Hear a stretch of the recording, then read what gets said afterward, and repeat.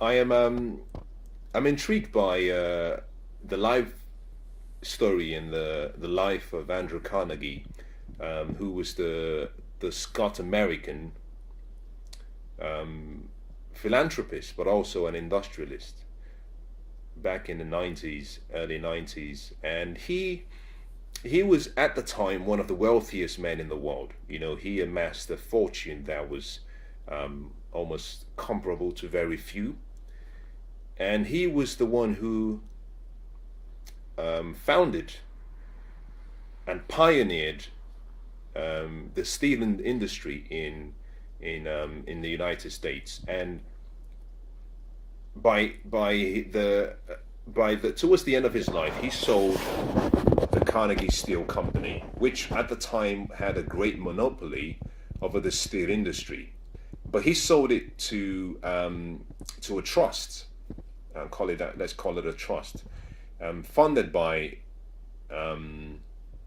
Morgan Stanley, I believe, and that trust formed a company called the United States Steel Company. But Andrew Carnegie, I found to be quite fascinating, particularly because of a desire, a burning desire he had, a goal he had. At a young age, he had an ambition, and his dream and his desire was that he wanted to become wealthy. I always say to people, whenever you choose a goal, always have a reason why you want to achieve that goal. But take it a step further. Don't just worry about the reason why you want it. Ask yourself what it would make of you to achieve that goal. Because in most cases, it's not the goal that matters. The goal will be achieved if you work hard towards it. But the question is, who do you become in pursuit of that goal? Who do you transform into in pursuit of that goal?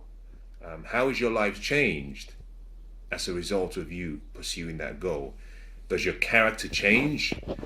And I believe every goal that you set for yourself, the important part of that selection process should be for you to become the kind of person deserving of achieving that goal. Worry less about the goal itself. Achieving the goal should always be of secondary importance. Your primary focus should always be, who do I have to become? What character do I need to develop? What do I need to learn? Now, I find Andrew Carnegie's story quite interesting, and one part of his life story is the early part of his life where he chose a goal that he wanted to achieve. And he said that he would spend an early portion, the first half of his life, becoming wealthy. Now, most people want to be wealthy. Most people want financial freedom. Most people want to be rich. Very few people can identify the reason why they want it. And in many cases, their reasons do not go beyond themselves or their immediate family. So it's purely for, I wouldn't call it selfish reasons. I would say it's purely for self-care reasons. And it's self-care is important, don't get me wrong, very important. I think it's a commandment in itself. You love yourself so that you can love another. But in addition to it being a self-care reason, it has attached to it a selfish reason. Because in many cases, very few people think beyond themselves. And I think whenever you add something of value to yourself that you keep to yourself alone, and you have the ability to give and share that, whenever you intentionally choose not to give, then you make yourself selfish. And let me define both. We all should have self-interest. That is guaranteed, because we should look out for ourselves. But life becomes more meaningful and more interesting and more exciting when your thoughts go beyond you and your thoughts go to another. That could be someone in your close circle of family or friends. But when it goes beyond, where you have a responsibility or an obligation and goes beyond to other people who you know nothing about. I believe that you're now transcending into what I call a place where you're seeing the greatness and the good in other people just like you see it in yourself.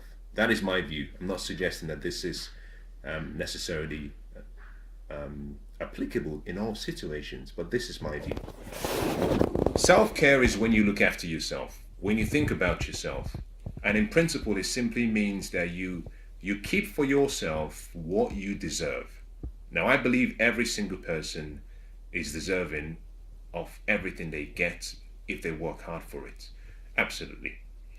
But there is a moral responsibility we all have whereby we have to love other people just like we love ourselves. And that means whatever we give ourselves, maybe not in the same quantity, maybe not in the same fashion, but we can also make a difference in other people's life. And so self-care is when you keep for yourself something that you need and perhaps you even deserve. Selfish, on the other hand, is keeping for yourself something that could be for another or something that is for another. Andrew Carnegie had this goal to become really wealthy by spending the first half of his life acquiring money and wealth. And he did it. But what I found remarkable is attached to that same goal he had, he said, I'm going to spend the first half of my life studying and pursuing money and acquiring wealth. But I'm going to spend the remaining half of my life and the remaining part of my life when I've acquired wealth, giving the money for good cause, helping people, making a difference in the community.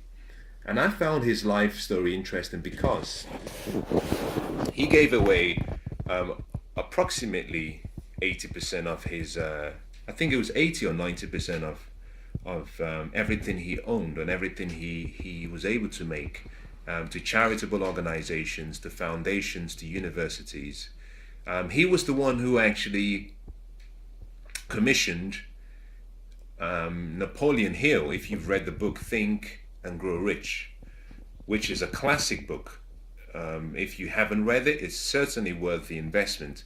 But he was the one who commissioned Napoleon Hill to do an in-depth study, and he created access to all of the wealthy people at the time, but also all of the great minds at the time. And he said to Napoleon Hill that he wanted Napoleon Hill to capture in writing what he felt were the keys to success. But in addition to that, he wanted him to go and interview all of these other great people and discover from them what the keys to success were. Now, his purpose for doing that was what made him quite interesting. The reason he wanted to do that was because he said there are people who do not have the time to invest their life studying what I have learned, practicing, trying what I have acquired in terms of wisdom.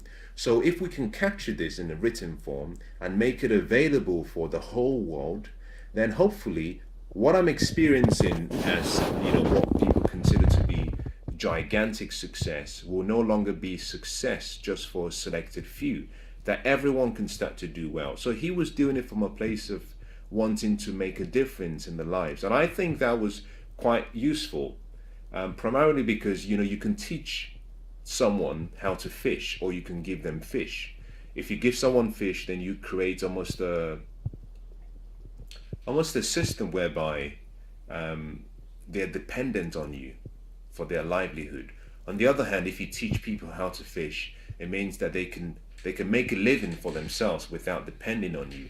And Andrew Carnegie's life was one of those where, although he gave out 90% of his income and his wealth, he was very strategic. He focused more on the education of people's minds so that they can do for themselves what he had been able to do with his life.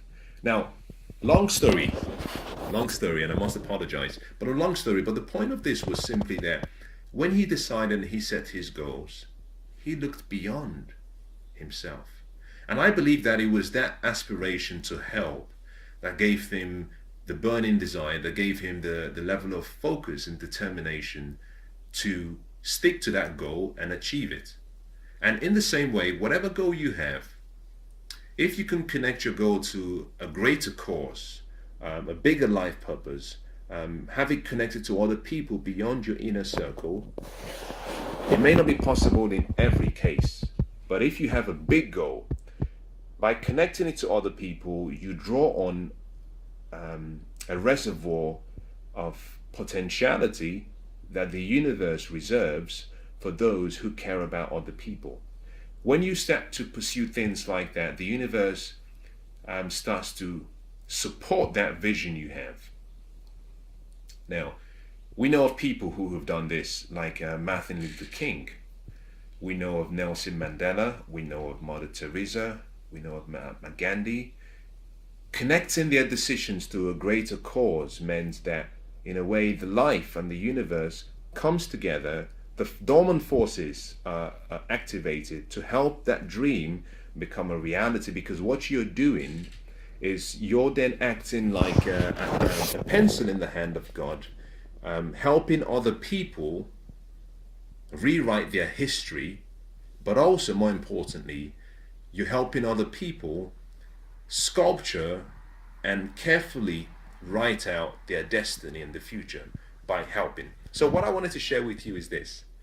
Whatever goal you have, if it's a big goal, if it's your master goal, this may not really apply to smaller goals. If you have a small goal of perhaps wanting to gain a few pounds or lose a few pounds, that may not be one that you can connect to a greater goal. But on the other hand, there are some goals, for example, and I say to a lot of people, you should always have a goal to become financially free and independent.